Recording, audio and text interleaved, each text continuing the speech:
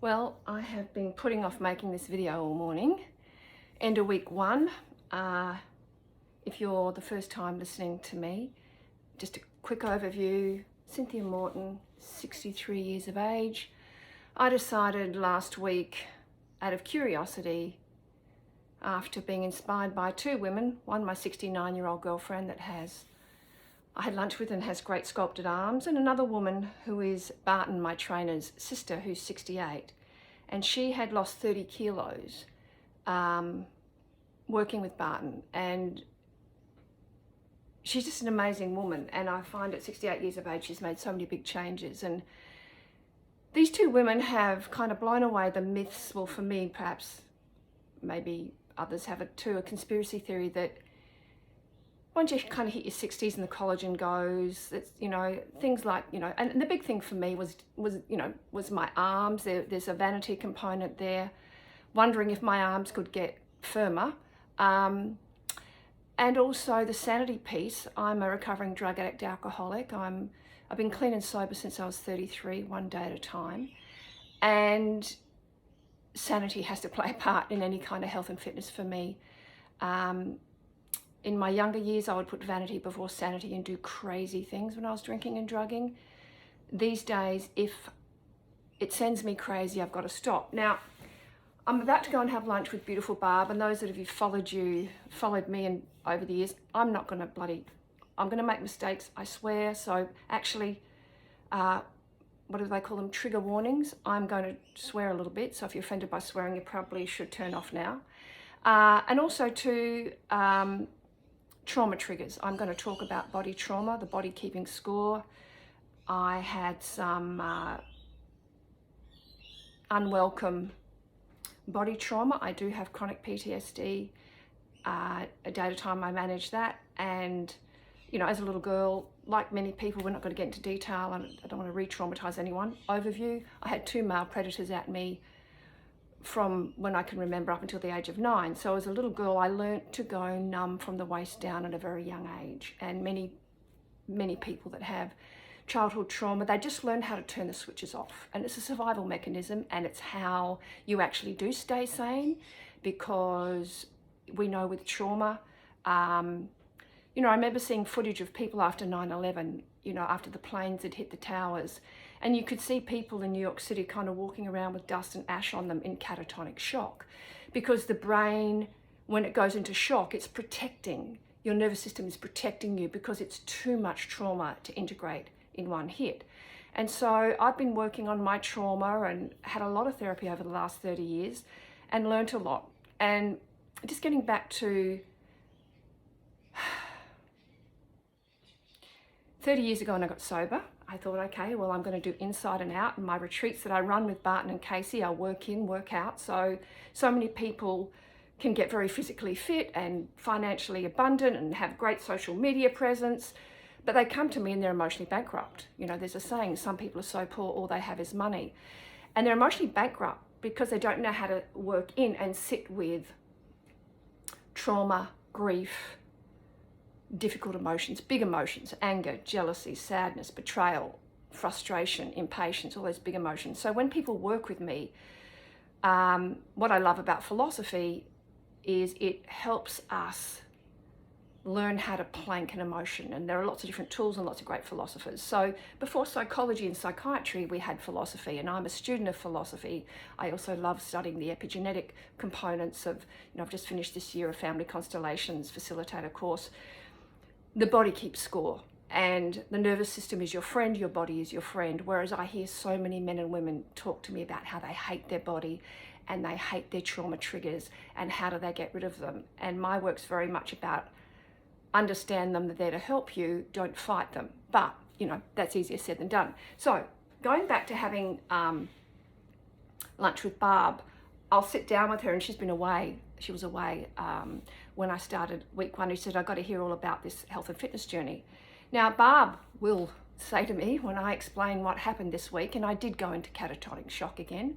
I did shut down and collapse, which, death of the ego again. I get embarrassed, it feels uncool, and I'm shocked. It's 30 years later and what's going on. I started this journey for firm arms, but the universe in her wisdom said, oh, we're going to just do a little bit of an overview of your whole body. And then when Barton said to me, you know, yes, I can help you, give me 60 days and we can get an improvement. I'll show you can get an improvement in 60 days. I'll help you clean up your diet. I don't drink anyway, so that's not an issue. He said, but we're going to do overall body. And I said to him, in my arrogance, my lower body will be fine, because I've kept fairly physically fit over the last 30 years. I walk, I can run up to 12K. So I thought my lower body will be fine. It's my upper body that I need strength with. And he said, well, we'll just do an overall anyway. Barb will remember 30 years ago when I started my recovery journey, I went to a gym. Hang on a sec. I'm a bit anxious as I talk about this. I made myself a coffee, one of the drugs I haven't given up. So excuse me, just sip away a little bit of anxiety. I'm still an oral addict. If anything, I'm an aquaholic these days. It helps me quell anxiety, so I will reach for my water, aquaholic. I will reach for caffeine. And as I said, if you're looking for sanehood and recovery, I can't help you. I'm one of the most dysfunctional people I've ever met, but I'm also a knowledgeable, curious person who scavenges for tools and information and then shares them. Because when I got clean and sober 30 years ago, I was 33. My PTSD rendered me catatonic and in a psych ward. And I thought, well, I'm going crazy. At least alcohol and drugs kept me sane. When in actual fact, my psychiatrist at the time said, you've got chronic PTSD and you're not going crazy, you're going sane. Crazy stuff happened to you. This is a very normal response for an abnormal childhood. So he was brilliant. And he featured in my first book.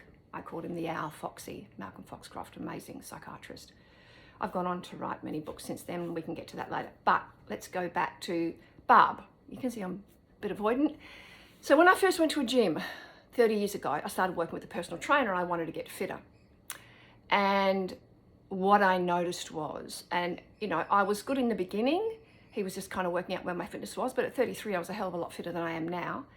And then he started to get me to do kickboxing, where you kick up. And I remember when I started to do it for the first time, I started to really shake. Like my nervous system started to shake. I could feel the adrenaline. And, he got me to stop and breathe and stop. And I did it again. And then I started to shake and cry and get fetal and rock. And I was so embarrassed. And he was really sweet, but he was a young guy. He didn't kind of understand what he was seeing. I didn't understand really what was going on. And then I went back again and tried it again. And the same thing happened. And I remember sitting in my car calling Barb, and Barb's my recovery sponsor, 30 years ago, sobbing and crying. And she said, love, this isn't good for you. Anyway, I unpacked it in therapy, because what was happening, I was flashing back as a little girl. Learning to go numb from the waist down was a survival mechanism. And what happened was, because he was moving my muscles in a different range, he was turning on switches. He was turning on my nervous system that was activating body memory, because the body keeps score. Now, that's not to torment you. It's to help you clear it later when you can. But what came flooding back was the sewerage of those two predators and not being able to use my legs, wanting to kick, wanting to fight, but being a little toddler, knowing I was powerless. And so that extended movement activated the switches. And so let's fast forward week one, and you'll see those that are following me on Facebook and on Insta, I've just done snapshots of what I'm eating and the exercises that Barton's getting me to do. And as I said too, I'm not really doing this for weight loss. However, like any woman, if I can drop a few kilos, I ain't gonna complain. But I certainly didn't want to put on weight. And by day 5, I'd gone from 72.1 to 73.5. Now, if another man says to me, Cynthia, there are only numbers, I'll punch him in the fucking face. And again, I'm a boomer, unapologetically, and younger generations of women, power to you. Perhaps you don't have this torment, but I think there are a few, perhaps not all. I'm a pretty dysfunctional boomer. other boomer women that have been taught that you are a number with your body weight. You know, what you weigh, how much you weigh, doesn't matter. You know, I grew up with women around me. There used to be a thing called Ford pills, and they would be in a yellow cylinder with a red lid, and they were really cute, and I used to put my Barbie's plastic shoes in it. But female elders in my midst were kind of taking laxatives and living on black coffee and cigarettes just to keep that number down, just to be that size. And so I know I'm generalizing, I understand I'm generalizing, and I understand I'm going to get shadow self, people come for me, and I think this is a bit of the anxiety when you put yourself out there. If you're on my YouTube channel, you'll notice there's nearly 300 videos on there, but I haven't made one for 5 years. I haven't made one for 5 years because I had to dig really deep to stay in a marriage that I knew was in its death rolls, trying to see if I could get it to turn around, and I couldn't. And, you know, my therapist told me as I had to leave that marriage a couple of years ago, boundaries before empathy, and I'm not good at that. I have a high tolerance for disrespect. So the last 5 years, I think I wrote my seventh book in 2017 or something, and I didn't do much more. And anyway, so there's no YouTube videos for 5 years because I haven't put myself out there. And, you know, look, if you're going to put yourself out there, haters come. We just know it, that you can't avoid them. And I don't enjoy them. I understand that, you know, what they think of me is none of my business. But as I'm about to say all of this, I realise that I'll get an onslaught. Getting back to boomers. So us boomers, you know, I'm 63 years of age. We were taught that you are the dress size and you are that number on the scales. And that's what we're taught. And so when I went to Barton on day one last week, he's doing the pinch tests and doing all of that. And he's writing it all down. And I'll share all those numbers at the end to see the comparison. Because, you know, they're not just numbers. Numbers help you, you know, it's what you attach to numbers for sure. But numbers help you work out, whether it's with your finances, with your fitness. Numbers help you work out whether you're going in the right direction, a healthier, you're progressing or regressing. We know that. And so for many males, I'm generalizing, when their numbers go up and they bulk up, working out, that's a good thing. And so when a man says to me, because it wasn't just Barton that said it to me, you know, Rand said it to me, my partner said to me, sweetheart, they're only numbers. And I logically know that, but nonetheless, to get healthy and fit, and you know, I understand muscle weighs more than fat, I understand all the logic, I just don't like seeing the numbers go up in the scales. So by day 5, I'm up at 73.5, and day 5 was a big day. I'd been doing everything Barton had said. Day 1, we only did light exercise. Day 2, he started with the lower body. And, you know, I'm fine on a bike and I'm fine on a treadmill and I can run and I walk because that range of movement in my legs doesn't activate any switches, any trauma switches. Then he got me to do lunges. And I know my hamstrings, I noticed the second time I went down, the Wi-Fi was off. I could not get my brain to tell my leg to come back up. And when the switch is off, you know, you're in catatonic shock and the nervous system is shutting down, a bit like a generator. Let's just reserve fuel. She's not going to be, anyway, it was off. And I was embarrassed and furious, angry, like, what the fuck? Why can't I get up? Anyway, I got up and I was shaking, and then the adrenaline's coming back. I'm thinking, God, not this again. Anyway, it got me to go down on the other side. And again, the adrenals, and then that leg went off. And I couldn't get up, and I was looking at him. And my partner Rand was there because Barton and Casey have to go to Thailand for a couple of weeks. And my partner Rand's always had a very healthy relationship with his body. He's always been incredibly respectful of his vehicle. He's 66 years of age. He's as strong as an ox. He's a very fit, strong man. I've always respected that about him. He's the sort of man that'll leave half a bowl of ice cream. That'll, if it's too sweet, you know, he doesn't, he's just respectful of his body, and he's, you know, he understands gym and exercises, and he's, you know, he said, come to my gym while Barton's away and I can just help you with the exercises for 2 weeks because I didn't want to lose momentum. So Rand was there. And when I couldn't get up and I looked up and I looked at Rand and he looked at me, the tears started. And Barton gave me a thing like a pole, like a broomstick, and he said, try now. And so I held onto it, and as I got up, I could see the switch. You know when a light flickers? I could feel the switch in my hamstring, my quad, just learning all the names, flicker. And I came back up and I was shaking, and I just held onto Rand and cried. It just hit me like a wave, and trauma and grief hits you like waves. It's involuntary. And I was embarrassed. And I was pissed off, thinking, fuck. But what happened then, my first response with my ego, and our ego, remember, your ego is not your enemy. Your ego is your yang, looks after your outer world. Exercise is yang, it's output, it's muscle burning. Our feminine, our yin, our heart, and you'll hear me sort of demonstrate, I've been doing yin and yang, so high intensity yang workouts and low intensity yin walking, which is just gentle, it's recovery, it's repair. Anyway, my ego self, like a bouncer at the door, and I always say, your ego's got a job to do. It's like the shell on a sea turtle. It is there to protect you. It is not wrong. Do not shame your ego. But it might be jumping, at shadows. When your nervous system and your cortisol levels peak and you go into shutdown, your nervous system, like a smoke alarm, lets you know the house could burn down. You are in danger. Your device, this vehicle, and your nervous system gives you Wi-Fi. Spiritual Wi-Fi, sexual Wi-Fi, intellectual Wi-Fi. Your nervous system is your friend. And when your cortisol gets too high and you go into shock, you get a shutdown. And then the ego, the gladiatorial, like a bouncer at a nightclub, puts your heart, your emotions, your vulnerability, like a Rapunzel up in a tower, and looks after you and doesn't let any fucker near you. So we get gladiatorial. And we've all got that, and we need that. There's nothing wrong with that. But the thing is, and what I help people in recovery and what I've had to learn is that the house isn't always burning down. Sometimes when your nervous system smoke alarm goes off, it's just toast burning. You're not in danger.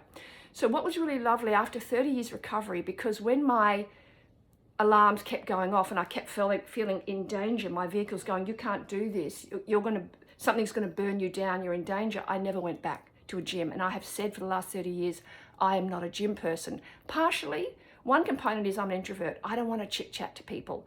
I'm a scuba diver, not a snorkeler. And I don't apologize for that. I go deep into, I see clients 4 days a week, and we go deep into the beautiful scuba caves of the heart, and I find it mystical and beautiful. I'm not a snorkeler. If you want to learn how to snorkel, I'm not your person.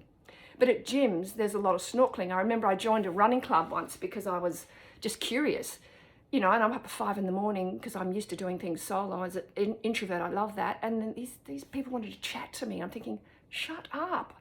I don't want to chat to you. Now, it's not that they're not nice people.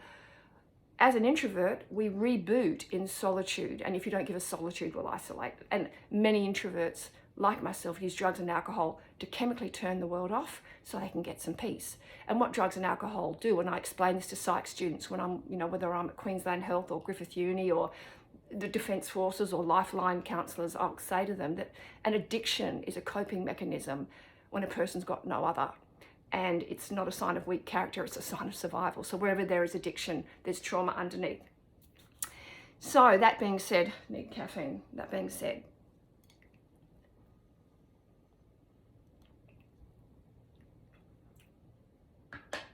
the difference between 30 years ago and now is that the wise woman within me, what my recovery has done and what great therapy has done for me, I've had some amazing therapists, has helped me activate the app that, you've heard that saying, you must become the parent you needed when you were younger. And I think having a grandchild has really helped me.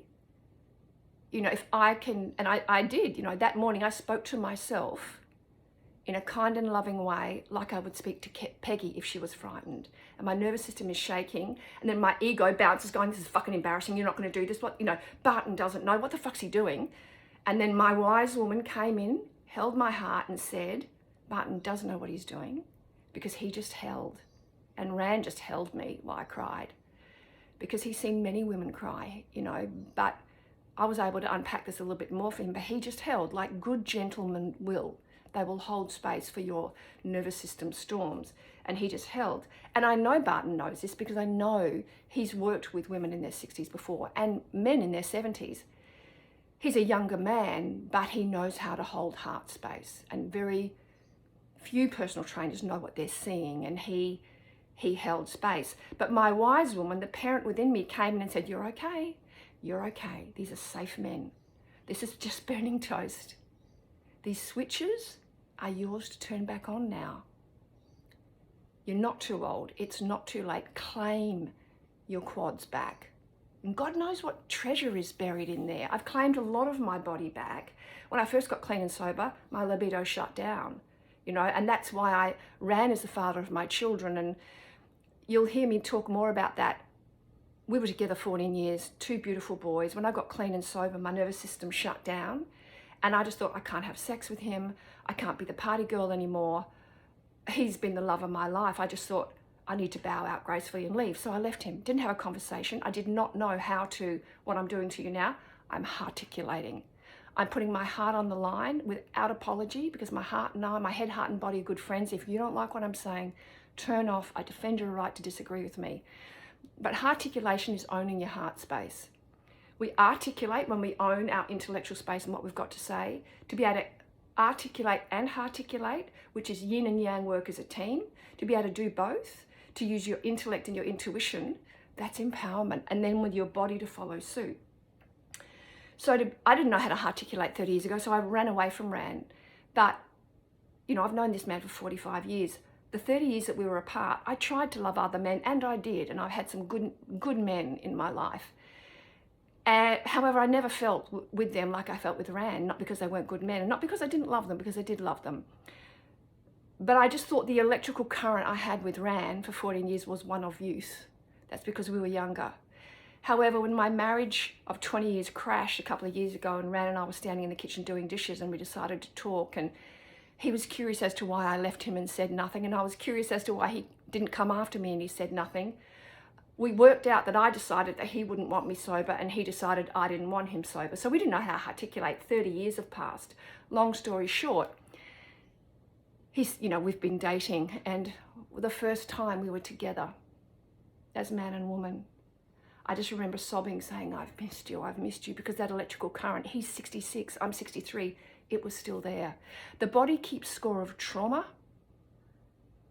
but my God, it keeps score of joy as well. It keeps score of safety and beauty and respect. And all of that I remembered in him came online. And a year later, he got down on his knee, and we're getting married again.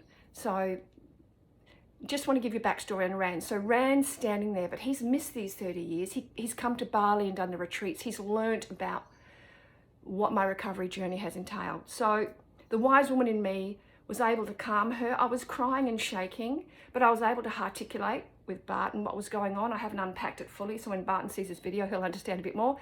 But Ran and I, he has, helped, I've been able to tell him stuff I never told him. I never told him about the sexual abuse with my father. I never told him about the sexual abuse that was happening simultaneously with the pedophile next door. I never told him that when I got sober, that tsunami of sewage and grief just hit me, and it made me catatonic again. But I was surprised there was still some there. I was surprised it was still there. But the difference is, 30 years on, I could parent myself and not run away. But let's get to day 5. So that was day 2. Let's get to day 5. Day 5, you'll sort of see, day 2 we go out for dinner. You'll see a picture of Ran and I. Day 2 we go out for dinner. I'm thinking, Golden Avenue. I don't know if some of you in Brisbane might have been there. Really cool place. We're actually going out to dinner with my bridesmaid. That was our bridesmaid at our wedding 30 years ago, and her gorgeous husband. And they haven't been with us as a couple for 30 years. So it was so beautiful. I took a wad of photos, and we just went through all our kids, and yeah, it was just beautiful. And she sort of said to me, Sin, you got it right the first time, and you two were always supposed to be together. Beautiful night. But we're out at dinner, and I'm thinking, I've got this food program, and Barton's great. It's not restrictive. You list off your favourite foods, and then he helps you. You can keep your sourdough breads, and you can keep, sugar and ice. You can keep it. He just helps you make sure that, it's not doing detriment to your training program. And so I had a clear understanding of what I could eat. You know, we're going to night feast this Saturday. Now I know what I can eat. I know what I can have at lunch today with Barb at Harvey's, which is great. And actually, I'm eating more than I would eat generally. I'm eating a hell of a lot more protein, but I'm sharper. My brain is sharper, which is great. Coffee. So we go out for dinner, and you know, it's great. I know what to eat. That was day 2. So day 5, I'm kind of in the rhythm, but I will tell you. So I flashed back when I'm on the ground holding onto that pole, remembering, and then I had a flash forward. Now, I'm not going to get all woo on you and say I'm psychic, but I had this nervous system flash forward. So on day 3, my legs were so sore, my quads were so sore with all those switches coming on, I couldn't get up off the toilet without pain. And so I'm holding onto, in my ensuite, the vanity and the towel rail to get up off the toilet. It's just excruciating. And so, but what I flashed to was my Rand's mum, who's now 90 years of age, who was always this, she was like a postcard model, a very slender, tall woman who was always, you know, I was always too fat, you know, too curvy. I remember the first time she met me, she looked at me and she said to Rand, she's attractive, she's not beautiful. This woman never really liked me. But she was always lean and long and leggy.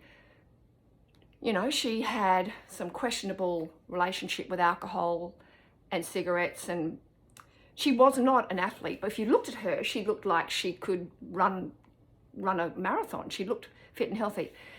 When I went to visit her for the first time, she's 93 now, and she's in a nappy in a bed, and the woman can't move.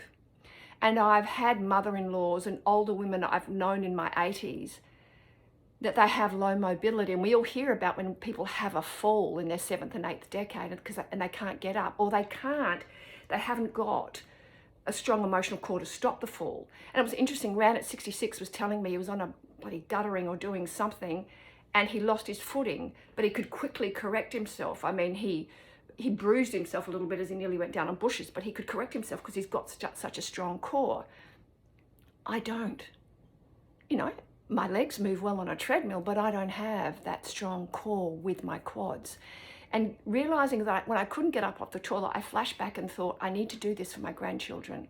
I need to do this for my granddaughter specifically, because when we had her for a few days only a month ago, getting up and down off the floor with her on my hip, she's 12 kilos. I just noticed was getting harder and harder, and my arm strength. And so I realized as I was struggling to get up off the toilet, this is what it's going to be like. If I don't get my quads turned on, this is what it's going to be like in my 70s and 80s, and I don't want that. You know, I'm in what they call, you know, I've been watching The Golden Bachelor. I'm in the golden years. Rand and I are in the golden years. We might have a year together. We might have 30 years together. But Jesus, I want to make the last trimester the happiest and healthiest I can. So it was a motivator. So I get, you know, I tell Barton, I send him, you know, he asks me to text each day how I'm going, and I tell him that I'm so sore, so I'm going to have a rest day. And he said, no, you need to do some low intensity. Keep your blood flow up. Keep your connection to your legs up. Now, the part of me that just wanted to check out for a day went, oh, that doesn't sound right. And he said, if you want to manage the soreness, Cynthia, get on your treadmill and go for a gentle walk. And lo and behold, I thought, fuck, you know, I said, I'm in. You know, I didn't want to. I wanted to have a day off, but I got on my treadmill and just did a slow 5K walk. Took me an hour, just put my headphones on, and he was right. And it was interesting, that surrender piece where, you know, my ego didn't want to, but my heart, you know, this man knows what he's doing. And then that afternoon, the soreness started to move. And what was really interesting, I went from 73.5, also my bowels stopped for 3 days. It's like my whole body went into shock. Nothing moved. It's kind of like it held on. And I thought, what's going on? You know, I mean, all this fiber was starting to blow up. And that's what was happening.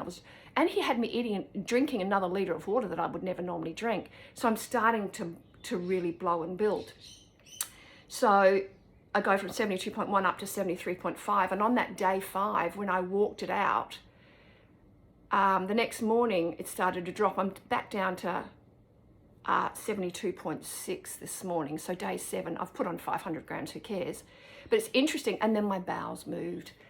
Everything moved. It's like the first 3 days, the first 72 hours, my body went, what? We haven't turned these quads on for 30 years. What are you doing? But that being said, my body, and you'll notice when I write posts and stuff, she's a good friend of mine. I refuse to hate my body. I refuse to be ashamed of, I call it hail damage, the cellulite, the stretch marks. My boys are big men, 6'8", 6'5". I don't know what that is in centimeters. They're giants. I have a big cradle. You know, I carried big babies. I have stretch marks and jiggly bits. You know, I've watched so many people have plastic surgery, and, you know, more power to you if you want to, you know, but, you know, I've seen women have that baby scar cut off, you know, and get infections. And at the end of the day, I've had clients have the arm surgery, very fit, beautiful women have arm surgery to get rid of this. And again, and this, whatever you want to do, it's none of your business, my business, as long as you're not doing it from a place of fear. And also too, many of my clients are on, you know, Ozempic, Wegovy, Mounjaro. There is the retatrutide that's going through the gyms. That's problematic. What I will say, what I do say to any of my clients that are using those as a Kickstarter, these are wonderful Kickstarters. There's lots of really interesting research around how they are helping some of my clients that are on naltrexone and struggling with their alcohol. Going on Wegovy has helped them with the addiction. So there's lots of really interesting research on these drugs. What I would say is, if you need a kickstart, I mean, it's saving people's lives. Obesity kills people. And if you're on these drugs, by all means, make sure you keep working out and working in. That's all I would say, because you're going to lose muscle, and you want to make sure a GP is monitoring you, so you're keeping yourself safe. But the thing is, if you're not working in, you know, whether I've worked with people with gastric banding or whatever, anorexics, people underweight and overweight, and I always say, remember the word weight, spell it W-A-I-T. You are waiting to feel safe enough to gain weight or lose weight. Body keeps score. Your body's your friend. And many of my undereaters like to lose weight because it decreases their bust. It decreases the fleshy curves. They can look more boy-like. They can lower the sexual gaze. Some of the people that overeat, it's the same thing. It's just the envelope turned in the other way. They gain weight, again, to distort, disguise their curves so that they minimize sexual gaze. And many sexual abuse survivors like myself have issues with weight because we're waiting to feel safe enough. And what's, you know, better late than never. You're not too old and it's not too late. At 63 years of age, the divine timing, through these beautiful women in their 60s that have done this work, they inspired me to have a crack. I didn't realize I was going to go and do some more trauma work, but hey, I'm up for it, and the wise woman within me can certainly parent. So it was interesting. I did the U-turn on day 5, and here I am on day 7. I'm about to get on the treadmill. Today is a rest day, so I'm just going to do a gentle walk because I'm a little bit tender. I've joined Rand's gym. We were at the gym at, I've been getting up at 3 in the morning. We were both passed out of sleep at 8:30 last night. You know, I've made this promise to myself, and I will do the 60 days, and I will follow all the food, and I will share every bit of it with you along the way. And I will also, every Friday, just do a little video, have a chat to you, let you know how I'm feeling, let you know what I've noticed, let you know what's happened. But, you know, I didn't really realize that this was going to happen, but another thing that happened, we talk about death of the ego. A hard day for the ego is a good day for the heart. On day 5, as I was leaving, so I was at Barton's gym, and I was there at Sparrows Fund. I think I was there at 4:45. You know, I have early clients, so I have to get up and do my prayer and meditation. What's really interesting is when I drop into my meditation, I do child's pose, and child's pose is a beautiful quad stretch. And those first 3 days, it was taking a bit to get down into child's pose, but once I was in it, the relief of the quad stretch was really quite beautiful. Anyway, on day 5, again, it was a pivotal day.